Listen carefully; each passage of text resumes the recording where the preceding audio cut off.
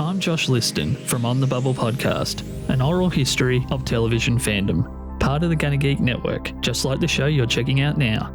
Shows on the network are individually owned, and opinions expressed may not reflect others. Find other awesome geeky shows at GonnaGeekNetwork.com.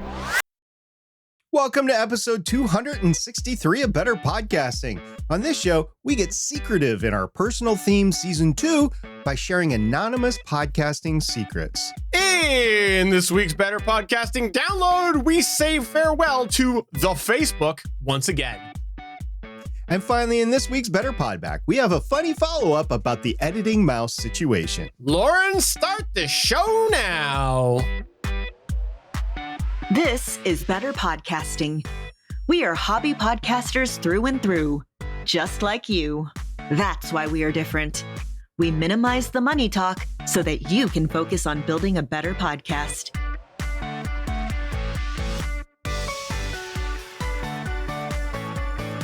Welcome to episode 263 of Better Podcasting. I am Steven, and with me, of course, is the fantastic SP. Hey everybody, how you doing? Steven and I had a great week, and we're so glad that many of you came back to listen to our previous episode detailing what Better Podcasting is going to be in the future. We really appreciate you being engaged in the show still.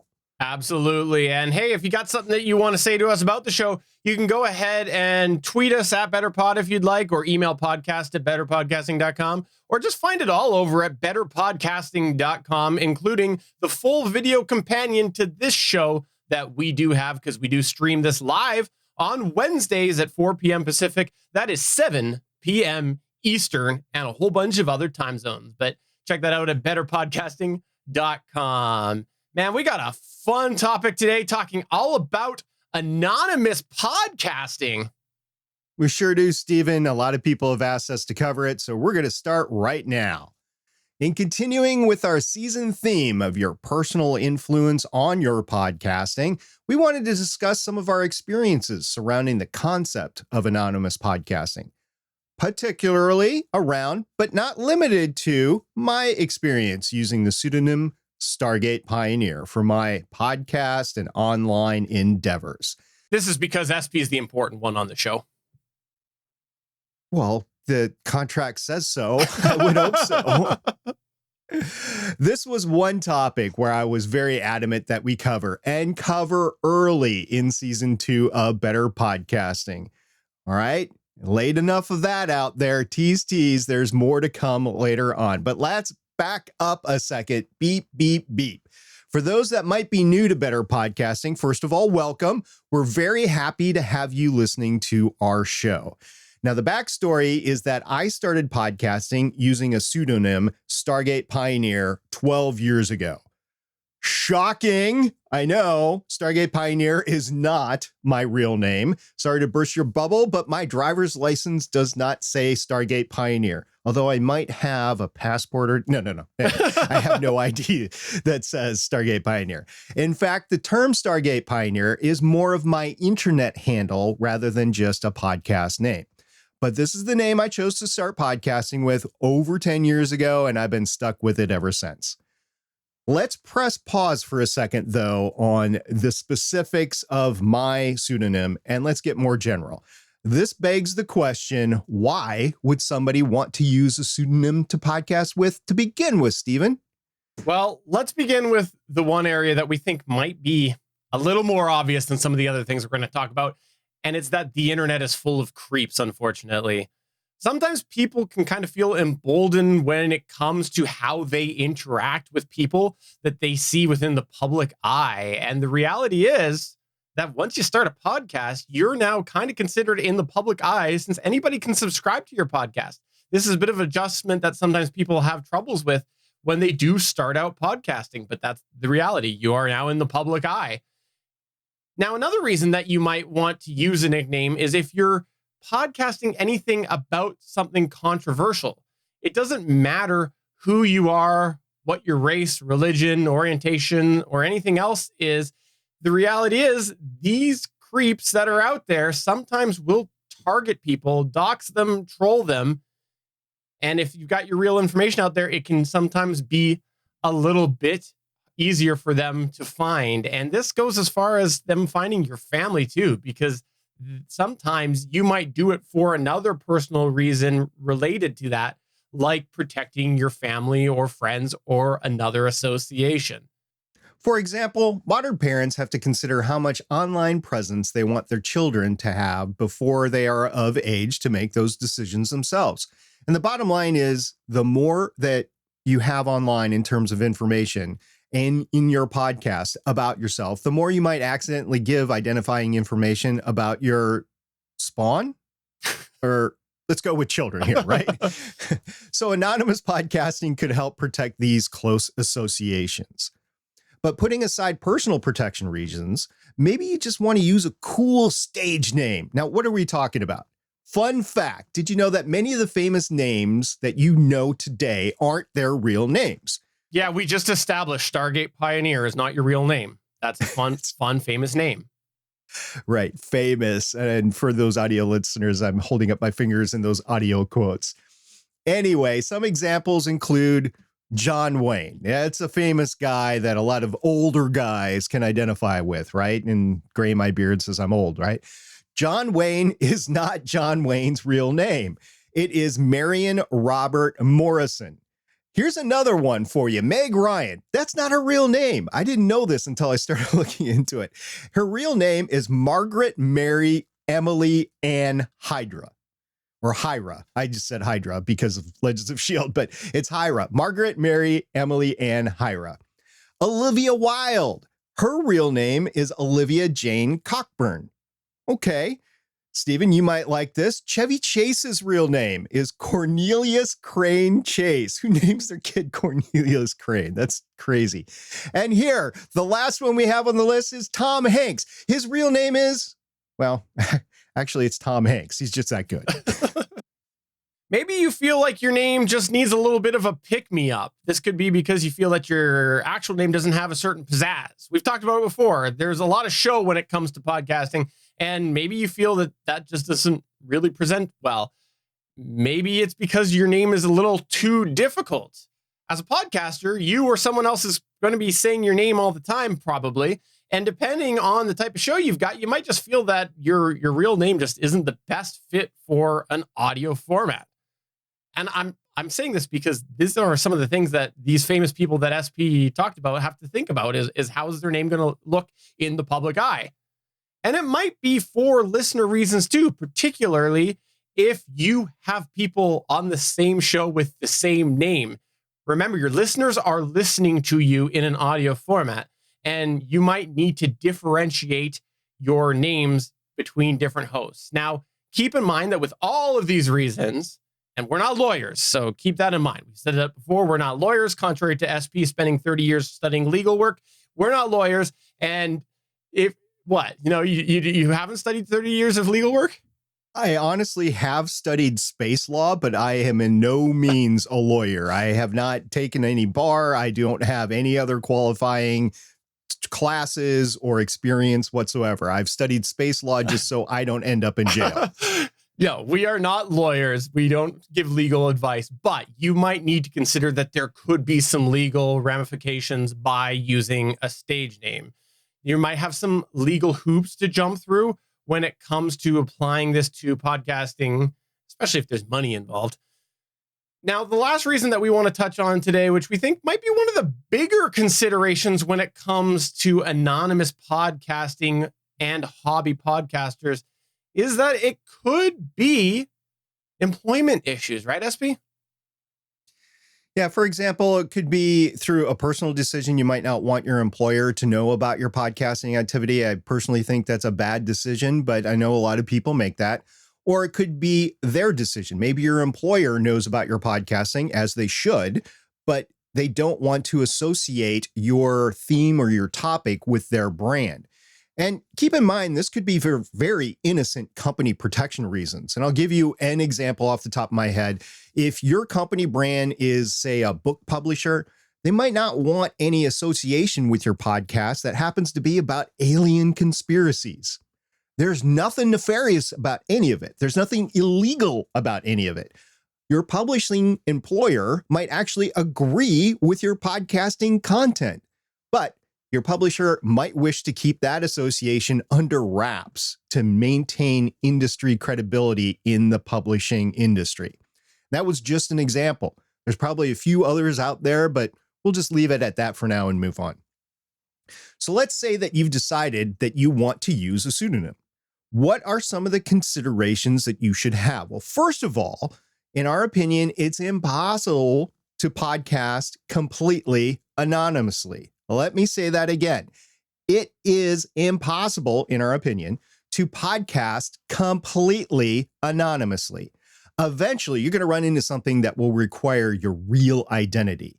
And the top example of this that we can think of is about payments related to services. For example, your podcast media host.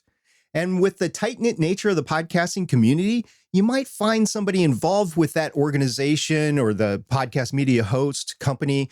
They might recognize your podcast and start putting two and two together. And who might they tell about that? And as far as we know, there is no confidentiality agreement in the terms of services for most, if not all, of the media hosting services out there for podcasting. We'd welcome more information about this, but I don't think there is. Another example that you might find is related to promotional avenues. For example, the Facebook, as I like to call it, and that's where they started, right? It's meta now, I get it, but they started as the Facebook, so that's how I will always refer to them, will want to verify your identity before you can advertise. But the next area we want to describe is an area that is a real possibility for hobby podcasters. In the past, we've talked about how sometimes you can maximize your enjoyment by attending some form of in-person event to do with your niche. For example, a convention or a conference. And usually these are going to require your real name. I'll give you some examples. Air travel, rental cars, hotel rooms, conference badging sometimes requires an ID. Speakers sometimes are given background checks for both security and content. This all gets worse if the conference or convention is actually paying you to be there to present and providing for your travel and accommodations. They're going to want to know all that. But also, Stephen, there's another consideration. Oh, one of my favorite considerations. It's podcast gear. Yes, a lot of hobby podcasters find themselves buying gear used off of other podcasters. How is that transaction really going to occur if you're doing that? Sometimes you might buy the gear from a local store, possibly, if you're going to buy it new. There's many folks in the podcast industry and music industry that have had the privilege of buying gear from a local gear store, and they might be familiar that some of these stores have sort of a community feel to them.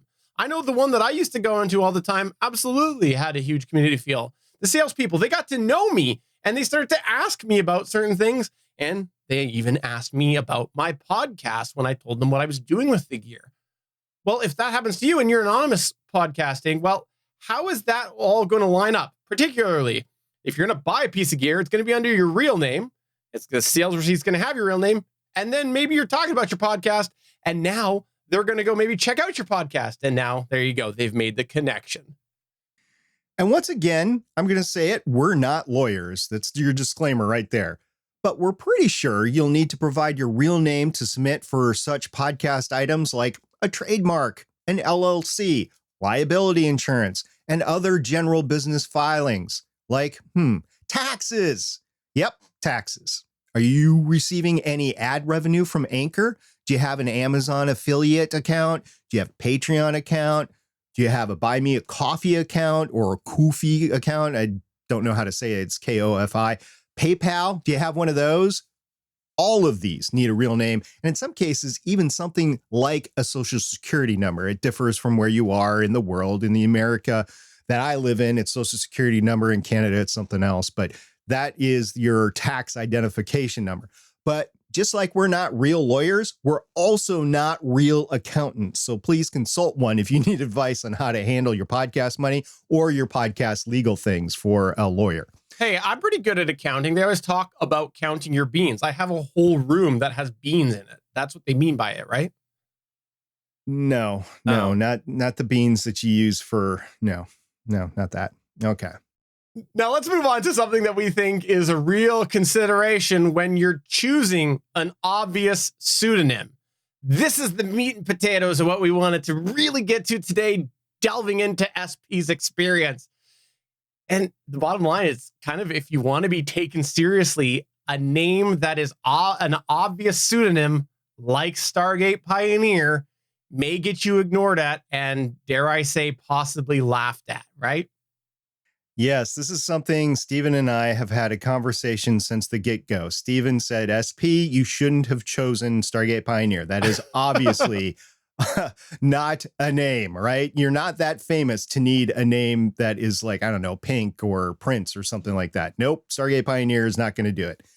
Being totally transparent, I've had quite a few conversations start up with people in the podcasting industry or surrounding industries about a collaboration, and it hits a stone wall once they ask for my real name, only to be told I go by Stargate Pioneer. Yep, completely silent on the other end. Was it fair? Maybe, maybe not. For better or for worse, some people just literally cannot make that leap. Maybe it's because they think I might be a bot versus a real person. The video on YouTube helps, granted, and Twitch and wherever we post video, granted. But if I wasn't doing that, if I was trying to be completely anonymous and not show my face somewhere, then they might consider that I might be a bot. Internet avatars like Stargate Pioneer were very popular in the late 90s and early 2000s. But somewhere along the line after the early 2000s, it just became something that was no longer done.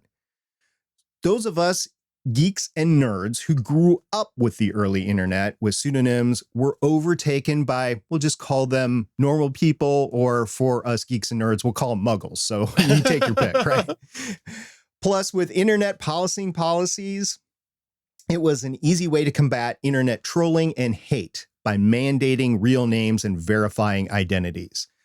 And also along the way, companies started to figure out they could sell your data if they knew your real name. So more and more services required a real verified identity. So that started to change in the late 2000s. So if you wanted to go the route of using a pseudonym or a stage name, we would recommend choosing something that seems more normal. Instead of Stargate Pioneer, I could have chosen Steve Peters. Or, to Hollywood it up, as we talked about before, I could have been Shane Phoenix. Oh, your Christmas card is getting written to that this year. But simply choose a name that sounds normal to the average person. Even if it isn't your real name, it is highly unlikely that people and services won't look into it unless there's some sort of monetary transaction going on. We would also encourage you to look at the space that you'll be creating content in and try to choose something more original. When picking the name, consider, how's it going to sound? How will it feel in your creative space? What about branding? Is there any other web presence considerations, such as a future personal website under the name? And full disclosure, I do own StargatePioneer.com. Will it be easy to spell if people are trying to reach you? That is a good question, because there's all sorts of really odd spelling and stage names nowadays that I couldn't spell it if I didn't have the internet to look up, right? So yeah, make sure if you want people to be able to search for you, that is easy to spell and to say. But keep in mind that if you do choose a pseudonym, you won't be able to pass a background check. You just won't. And if you are podcasting based on your real life qualifications, you'll need to show things like employment data, academic degrees, professional certifications, industry awards if you won any, just to name a few. So if you are trying to hide from something like a sex, gambling, drug use, or crime habits, it's just not going to work. Podcasting might not be the wisest choice for you. Think really hard about making the choice to podcast if you're in that situation. Seriously. And if it's going to get you fired and you need your job, it's not worth podcasting over. It's not. So that is our advice. That's our opinion, but we've also seen it happen. So it's not that we're talking like theoretically. This is real. Now, since we're talking about sort of employment and whatnot, for the most part, we would recommend that you do check with your employer before you start podcasting to see what is and what is not allowed. Now, you don't always necessarily have to provide all the details, and it may not be the best depending on your work agreement, but you probably want to find out what the rules are when it comes to your main employer. It could be a social media policy or something like that. In some cases, your employer may allow you to podcast, and in some cases, maybe even within the industry, or maybe it might be more tightly controlled if you're talking within your industry. Most companies should already have policies in place as far as internet presence goes, because really social media is a thing in day-to-day life. They may not, though, have an exact podcast policy, so you might have to extrapolate based off of that. And in some cases, your employer will just tell you to have fun as long as you don't talk about your specific workplace or maybe even the industry. Now, while we're talking about employment, you should consider about how your pseudonym could possibly affect career goals. For example, if you're a hobby podcaster and you have career goals that may need to leverage your podcast experience, you got to think about how is this going to translate later to the job application. This might actually go either way for using a pseudonym. On one hand, it could make it harder for a potential employer who is trying to look up that podcast and that experience podcasting if you're using a different pseudonym. On the flip side, your experience of using a pseudonym might help you be able to show that you like to keep your work and your podcast experience independent. And as long as they can somehow verify that what you're saying about your experience is true, they might actually appreciate that. Now, putting all of that together, when you're starting out a podcast, you might want to consider what could happen if you need to start with the pseudonym, but later change away from the pseudonym. Fun fact, this kind of happened to me. You may have heard me mention a long time ago, I did a comic book podcast, but did you know that I originally was not a host on that podcast? No, I was a producer and editor for it before I finally grabbed the microphone. This is because this whole comic book podcast started from a website that I was doing a little bit of other work with and had some articles and things that were written on it. And I had chosen a pen name. You heard of that? A pen name for the site. So when the podcast started, it made a lot of sense for me just to carry that on as the producer credit. But along the way, I did decide to start going under the proper name of Stephen Jondrew. And part of that was for some of the things that we have discussed. And part of it, quite frankly, was because I thought it would be really odd to get behind the microphone and respond to a different name during regular conversation. I would have hated to have somebody set me up for the perfect segue, say my stage name, and me go, oh, that's me. That's me. I forgot. That's me. So it kind of made sense to change over at that part. But, that's really enough about me. Let's go back to the more important part of this show, SP. Why did I want to go with Stargate Pioneer to begin with? Let's just say I had my non-illegal / legitimate reasons that included internet safety, employment considerations. Podcasting simply wasn't as known as it is today. Wanting to be more accepted in a geek-like community. And it was what I did and still do aspire to do. I want to go out and I want to explore the universe. Stargate Pioneer. Pioneering through Stargates. But things have changed now, so a lot of those considerations are either a great deal less than they once were or simply non-existent anymore. And because of those changes, I will only be known as Stargate Pioneer from now on as my internet handles on places like Discord, Reddit, Twitter, and Instagram. Call this branding, if you will. There's no need to change those account names that have been established for a decade now. I don't need to do a rebrand. As of this podcast, SP is officially now my real name. SP Rupert. That is my real name. Yep, we've been saying for years, my name is SP. Stargate Pioneer, SP. See what we did there? Yeah. Oh, I see. It's tricky. It was the same thing, but different. Yeah, that's right. It's what my dad has always called me. It's what my close friends call me. So yes, please call me SP from now on, as many of you have for a while. And for those of you who have been observant, as some of you have been to me privately out of concern, SP Rupert has been soft launched for all of 2022. I've waited to officially and publicly announce this on Better Podcasting out of respect for the Better Podcasting community. I would like to thank everyone for so diligently looking out for me and my real name for literally years, like a decade.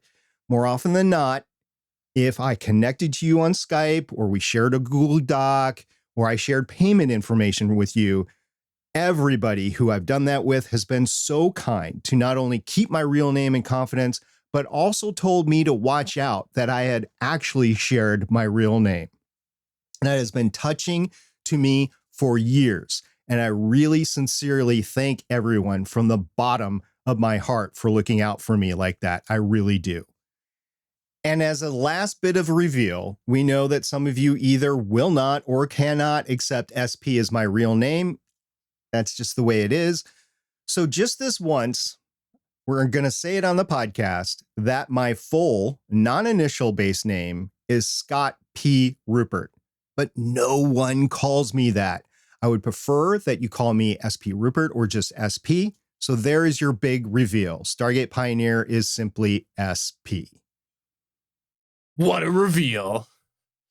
So with all of that said, we asked our community for feedback about the use of pseudonyms and nicknames, and we want to recap some of the comments that we had. We had on our Discord, Yakko say, I've always used my name, but in our intro, we mention our nicknames, i.e. Jeremy, aka Yakko, so people will recognize us when they interact online. Oh, that is such a good idea, bridging the two together. And Anthony from Capes on the Couch said, my co-host uses a pseudonym. It's to protect him from getting calls at work from listeners who may want to talk to him about something from the show. It's also to keep his job from trying to have a say in the show. So if or when he changes jobs, he might use his real name. And I literally told Anthony, I thought that Doc Issues, that's his name, I thought that Doc Issues was actually his real name. Anthony didn't say anything after that, so we'll just leave it at that. But I actually was shocked that Doc Issues was not his real name. You might have heard this name before, Damien the DM. He said, my show intro became my pseudonym / nickname. I didn't start using Damien the DM until I started introducing myself as, I'm Damien, and I'm the DM in our show. For those of you not familiar, Damien has a Dungeons and Dragon podcast, and I've never played. So I know DM means Dungeon Master. That's as far as I know. I think. Maybe I'm wrong. He's the one that runs the game, and he's also the producer of the show. Original Waffles in our Discord. He does the Play Comics podcast on the GonnaGeek Network. He's also a co-host of mine on Legends of S.H.I.E.L.D. He said, SP tends to refer to me as Waffles when he talks about me, which is totally understandable since the Chris Farrell is already Chris to him and kind of lines up with why there are people in real life who call me Waffles. Which Original Waffles is a long story. Go ahead, come to our Discord server at betterpodcasting.com/Discord if you want to ask. We also had Boba Fett Ship in the Discord say, my name is David, but years and years ago, I was involved as a listener in a podcast. There were 2 Davids that wrote in often. So to distinguish myself, I called myself Dave from San Diego. Then, as I got involved, again, as a listener, to additional podcasts in that space, there were Lost-related podcasts on the TV show Lost, I kept using Dave from San Diego because there were a couple of us that were providing feedback to multiple podcasts in the space. With Lost-related podcasts, there's one that was active until just recently, I continued to use the name Dave from San Diego. My big issue is that on comic book-related podcasts, I used DC Dave, as in DC Comics. Sometimes I use DC Dave from San Diego if I'm trying to be clever and potentially in both spaces. But that's how I generally identify myself.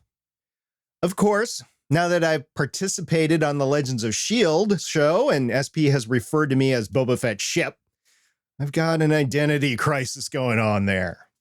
Multiple identities. Yeah, maybe you need to see something about that. See, this is what SP does. He just invites you on the show, and then he'll go and he'll just assign you a new name for you to use. That's what he does. By the way, as we are recording this, I know it'll be past when this is published, but we are thinking of Boba Fett's ship because he is in the middle of Hurricane Nicole right now. So we hope and wish him well. And the last piece of feedback that we want to mention is a long-term acquaintance of ours, and it is from somebody named Beef. I love Beef's name. Beef said the following. So I don't really know where to start on anonymous casting other than it was all most of us knew. We started podcasting in a time when message boards and forums were huge, and most people were known by their nicknames or handles. After interacting with people for years online, when you do finally meet, it can be hard to save their real names in long-term memory. One of my best friends gave me my nickname in 7th grade, and it stuck. Most of my friends and my family know me and refer to me as Beef. Even on holidays, while playing dice with my family, my mother calls me Beef. It has become more than a nickname to me. It is like another persona, both sides of me. Years ago, when we first started casting, it was a bit of a daunting field. There are so many unknowns. It was just easier to use my second name. So I rolled with Beef, and I never even thought of looking back.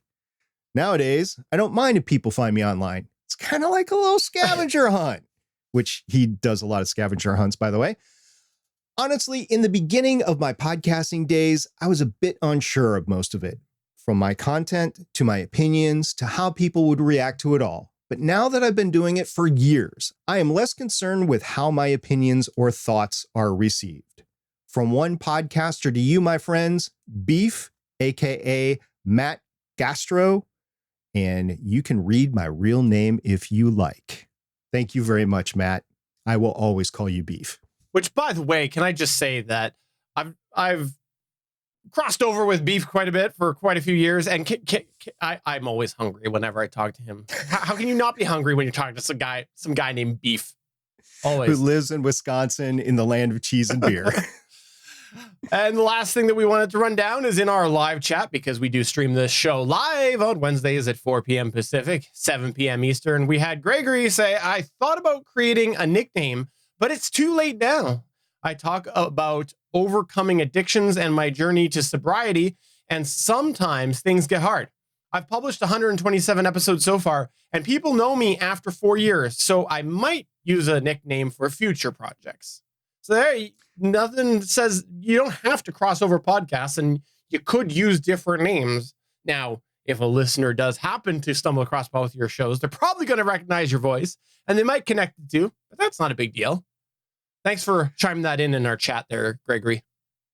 Thank you very much. And then to equate what you just said back to Beef, the dude's done literally thousands of podcasts. He's just done 600 Legends podcasts. They just recorded that the other night. So congratulations on all your achievements, buddy. There's no way that people will refer to him as anything other than Beef now. We would like to hear from other community members about their podcasting endeavors with pseudonyms or first names only. We would love to hear about your considerations, your challenges you have faced. And did we not cover an important topic of podcasting anonymously or with a pseudonym/nickname? We would love to hear what it is. And if you need to reach out to us privately, we would be honored to have those confidential conversations with you. But we would also love to be able to tell our audience about your concerns, suggestions, and solutions if possible, so we can whitewash it as much as we can. But we would really like to hear from you. This is a topic that comes up a lot with Better Podcasting over on the Reddit Discord in our, or the Reddit Discord, Reddit subreddit that I'm on, the our podcasting and our Discord. And while you're sending that in, we'd love to hear you have some feedback, hopefully, about our next week's topic, which is all going to be about how has your personality affected some of the choices that you've made for your podcast, and how did it shape your podcast? If you have any thoughts on that question, please do email us as well to podcast@betterpodcasting.com or tweet us at betterpod. Come on over to our Discord at betterpodcasting.com/Discord. Or you can just find SP in a parking lot behind the bushes, and now you can go, SP! Oh, wait, you were saying that before. let's go ahead and head on to our Better Podcasting download, where we're going to talk all about Facebook Live audio groups going away. This is the Better Podcasting download. I ran into this story of Facebook audio groups. I'm not on Facebook as Stargate Pioneer, so don't bother to find me there. And I've never used their audio rooms. I've never used Twitter Spaces. I haven't used any of the things on Instagram or whatever. I did walk into Clubhouse in the early days and just heard a bunch of business to business stuff. So I backed away. Not that hobbyists couldn't use it. It just didn't seem right to me of how it was being set up. Facebook audio groups will be going away December 1st, 2022. I'm a little shocked at this. Not really. I'm shocked, totally shocked, not really, about this, because Facebook is not set up for audio only chat rooms. Matter of fact, all social media is not set up. It's set up to be a visual media. So when you start going audio only in that same space, it's just the juice is not going to be worth the squeeze to them. You're not going to get enough throughput to do it. So starting December 1st, you'll no longer be able to create or host a live audio room in a group. And starting on December 12th, 2022, creators will no longer be able to download recordings of past live audio rooms. You'll no longer be able to download a list of your activity as a creator, speaker, or listener. And you'll no longer be able to replay a recorded live audio room. And there's a whole bunch of instructions on how to download recordings of your live audio rooms that you've actually created and how to download that list of activity as a creator, speaker, or listener. And it states, the post on Facebook anyway that announced this said, as an alternative to live audio rooms, learn about audio channels where group members can drop in anytime to talk to each other. Note that audio channels are not available to all groups or people at this time. So maybe the capability is going to transition to these live audio or audio channels, and I don't know. But like I said, Twitter Spaces, Clubhouse, Telegram voice chat, Reddit talk. I think out of everything, Discord stages and Reddit talk, maybe Clubhouse, if it continues on, but it's kind of gone by the wayside since the start of the pandemic, and it was really big for about, 3 months. I'm thinking that those places which are textual in format, so like Reddit and Discord, which, yes, there's a visual component available there, but for most users, it's textually based. So I think that's where the audio would succeed if it was going to. That's just my thoughts. And to go back in history, let's talk about when we first started podcasting, Stephen. What was there back then? There was this thing called Ustream, which was the only way that you could stream out into the internet and have your audio heard by people. It had an integrated chat room. I don't know how much it cost. I don't know if there was limitations on the length or anything like that. I used Spreaker for quite some time. Matter of fact, when Better Podcasting first started, we used my Spreaker account to broadcast through their audio. And then, of course, there's Discord, which you can broadcast your audio through like a recording room or an audio chat room or something like that. So yes, you have that. But then when you combine that with the business to business space, which includes marketing and infomercials and stuff like that, it just gets overtaken with spam, and it never succeeds, in my opinion, over the last couple of years. Stephen, I know you're chomping at the bit to say something, so I'm very interested in hearing your thoughts. I think that this is sort of the result of a shift. And what I mean by that is that, yes, there was a bit of a time there, and it was a weird time because it came after like the whole Hangouts thing, which was a fairly technical base as far as people getting together in a group video to do some form of chat together. There was a time where all of a sudden you did have these sort of random folks dropping into these big audio booms. And it wasn't that long ago that this happened. But I think the shift is actually going back towards video, particularly in the sense of TikTok. So people who are trying to get into this sort of like group audio thing, because remember, the group audio thing was not necessarily just for like a broadcast thing. Like that's the problem with it. Facebook didn't have any clear strategy for it. People were using it in a bunch of different ways. and some were more produced, some were not produced. And I think this sort of like people joining together, I don't know. I think we're past that. And I think you're looking at more casual, like people doing TikTok lives where they can join in. I don't know how. I've seen them on there. I've seen different people on there. And I just don't see the market for this anymore, which is why it's going away. But I think that is part of this whole problem with online streaming, online video broadcast, even video podcasting, things like that, is that there's all this overlap that started to happen and all this cross-pollination of people thinking that one platform would work for everything. And now they're all finding out that it's not. And so I think that divide is coming back. Are you just trying to get online and hang out with a few random people? Or are you trying to do a show like this where you're live streaming something semi-produced? I think that divide is returned. And if I was to use an audio chat room for podcasting, I would want a separate track for each individual that was speaking. I just am in the middle of an audio edit of the last Legends of S.H.I.E.L.D. podcast. We had 5 hosts on there. We got 5 successful independent tracks on that, which is awesome. It does make the post-processing more difficult. It's definitely taking longer to do that, but I'm going to be happier with that end product. There are some people that just like to rip it and forget it, and they'll just record that stereo track and they'll upload that. That's for them. For me, I'm always in a competitive space, and I want my end audio to be more superior to put me on that peg up. It's not just vanity on my point to get a better audio sounding show. It's that it's a competitive edge that I have above other shows. So I'm going to use it. We would love to know your thoughts. Come on over to any of the places we previously mentioned, and you can find a lot of that at betterpodcasting.com. Let's go ahead and get into the Better Podback. This is where we here at Better Podcasting turn the show over to you as we run through some of your feedback. We call this segment Better Podback. Oh, I'm looking forward to this follow-up here. We'll get there in a minute, though, the exciting part. Not that Damien's message here isn't exciting, but there's a funnier follow-up. We had Damien in our Discord say, I want to clarify that for my editing, I use an MMO mouse with 12 assignable keys on the side for my thumb on my right hand, and I, bracket now, and bracket, use a contour shuttle on my left hand. The shuttle also has programmable keys, but has the shuttle ring and jog wheel for moving about the timeline.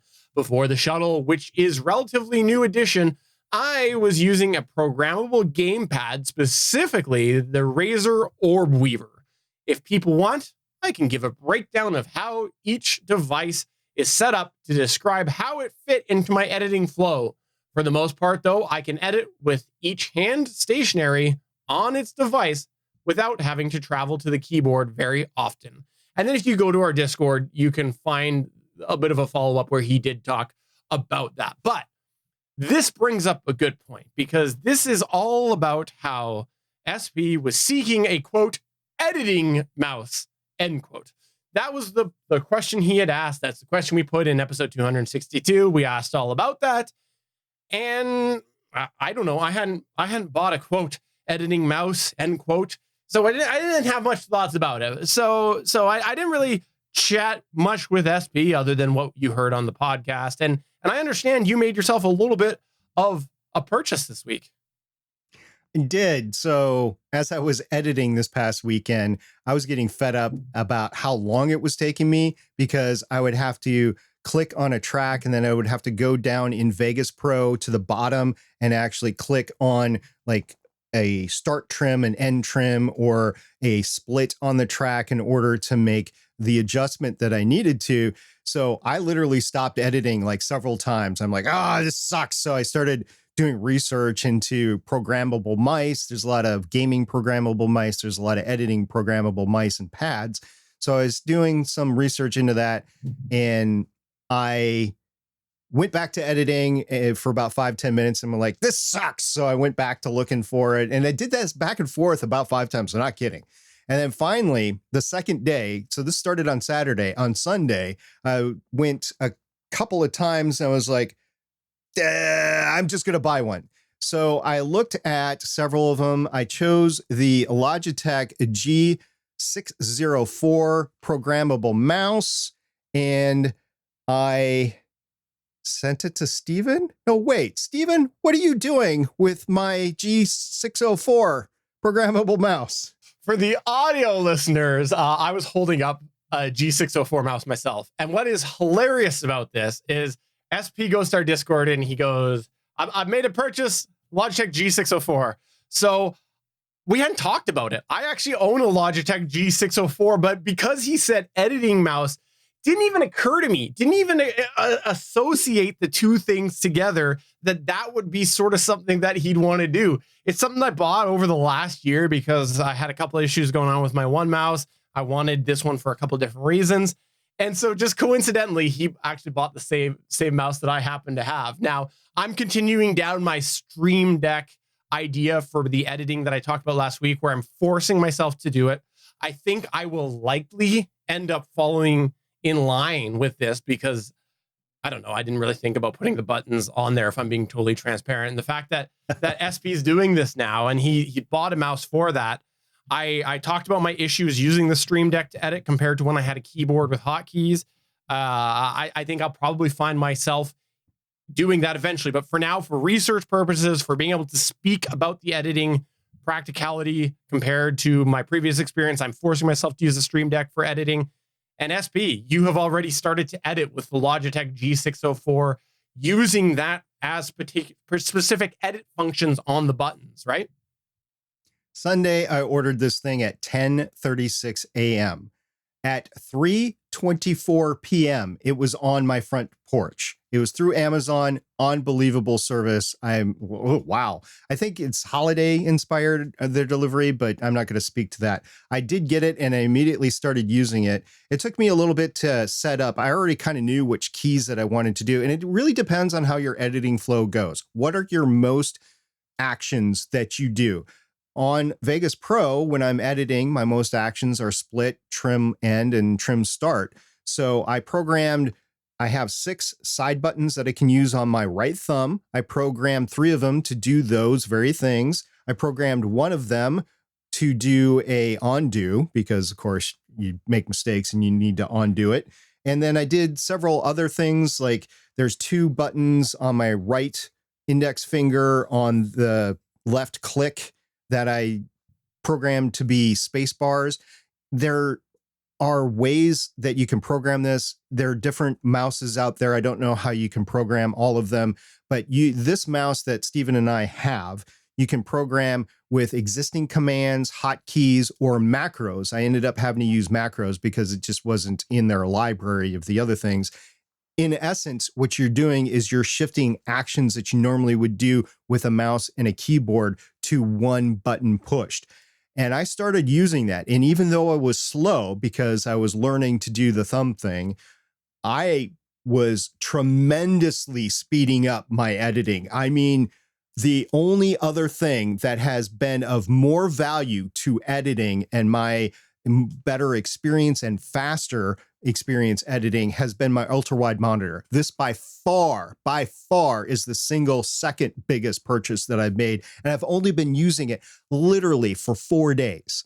This is incredible. I can't believe I didn't use this before or look into it before. Amazing. Now, I asked Damien about his shuttle and what he does. I still use my keyboard. So I have my left hand on my keyboard and my right hand on my mouse.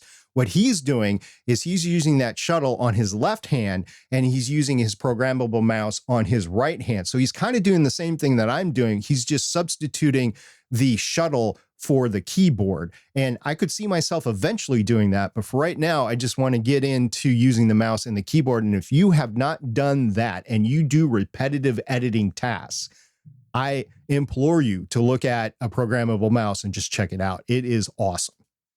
I will slightly go off of that and say programmable something that is easily accessible. And the reason I say that is because I know the feeling you're talking about. I got it when I started using macros on my keyboard. Like I know exactly the feeling, and I haven't done an A to B comparison between the mouse and the keyboard, but just the fact that I had my hand on the keyboard all the time As long as it's something that works with your workflow where you're not having to travel too far from what you're doing, I think you'll find a huge improvement. And for me, because I always had my hand on the keyboard like you do, it was just my pinky that just hit basically those hotkey buttons with the keyboard I bought.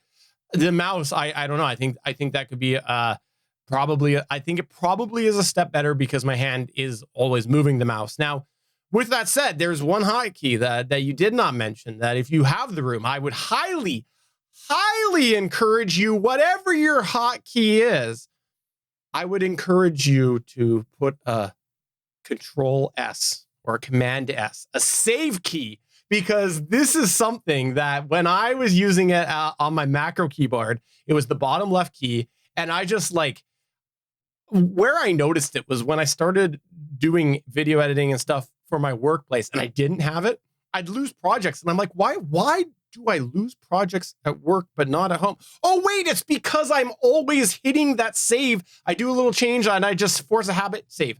Do a little change, force a habit, save. And I didn't have that hotkey at work. So I'm pointing to the very key that I know I'm going to use. It's the bottom foremost row on the thumb pad that I'm going to program for that. That's a great suggestion. Thank you for making it.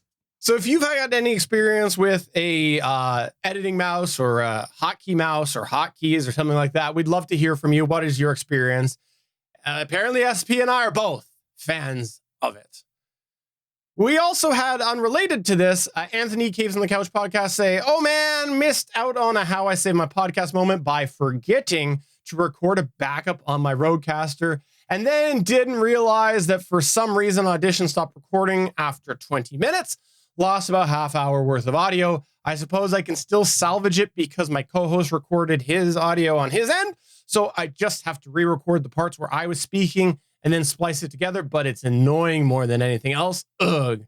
There's so much to unpack here. First, if your co-hosts have the ability to record and they're not, I would highly encourage you to ask them to do that. This has come up in both SP and my endeavors many, many times where we had to grab somebody else's audio. It's happened before. Or the reverse where we've been on someone's show and it went wrong and whatever. The second thing is, if you have a hardware recorder and you tend to, for whatever workflow, record through software, we'd encourage you to get in the habit of recording hardware recorder. It's just something that we have, in our experience, had this happen so many times for a very, very long time. I was only doing software recording and it happens and it sucks. And I'm so sorry to hear that, Anthony.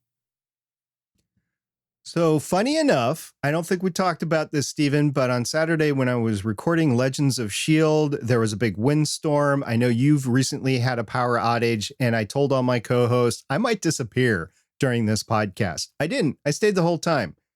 Michelle, though, had her power go out, and it was not planned. It had no warning in the middle of the podcast, literally. All of a sudden she was there, and then she wasn't. And then she came back and I was like, 5 people, 1 track. Okay, I can do that. It's not her fault. It really isn't. It's just, I'm glad I've got my recording, right? Whoa. Her Zoom recording that she was taking on her H5 saved. And for some miracle, her Audacity recording that she was using on her computer saved. So she was able to save 2 tracks for the beginning. They're both hers, a prime and a backup. And then she restarted before she re-entered. And so I had all those. So I didn't lose any of her audio. I probably missed a lot of her swearing when the power went out, but I didn't need to see that for the edit. But that was amazing. And she doesn't have a UPS or anything like that. So I have no idea why everything saved. It was awesome. We also had over on Mastodon, had Diami at twit.social say, I actually began my social media adventure to claim my actual name. However, I'm excited to hear about people anonymous names. Ooh. And probably looking for a Stargate Pioneer. And lastly, we had on YouTube, Chris Jones say, I agree with bringing feedback earlier in the episode and highlighting real-time comments. I find that it helps an episode feel a little less scripted, more conversational, not controversial, maybe a little of that, and improves listener engagement. Oh, and welcome back. And we also had Gregory say, I missed the live show, but I'm glad you're back. Also, I agree with Chris's comment. I like the idea of having the podcast sound more conversational. I wish you luck and best to you both. And Gregory joined us tonight. Yeah, thank you very much to both of you for commenting on the YouTube video. Really appreciate that. And ironically, Chris, your comment came at the end of the show, but that's just where we had it in this show. We could have easily had it right up front. So thank you very much for joining us with this episode about anonymous podcasting. And we hope you enjoyed the little reveal we did. As a reminder, from now on, I will be going by SP or SP Rupert. Please call me that. And we will just have fun with that from now on. So for episode number 263 of Better Podcasting, I'm Stephen Jondrew saying, I just don't know how I'll get used to calling you SP. And I'm SP saying, really looking forward to our next topic. If you have any feedback on how your personality or personal things have impacted your podcast, we'd love to hear it. See you guys next time. Bye. Thanks for checking out another episode of Better Podcasting. You can find the full back catalog of Better Podcasting at betterpodcasting.com. If you're into geeky podcasts, please check out the other podcasts on the GonnaGeek Network at GonnaGeekNetwork.com. This show was produced and edited by Stephen Jondrew of GonnaGeek Productions. Voice work was done by L.W. Salinas. Thanks again for listening or watching, and we hope to see you again next week.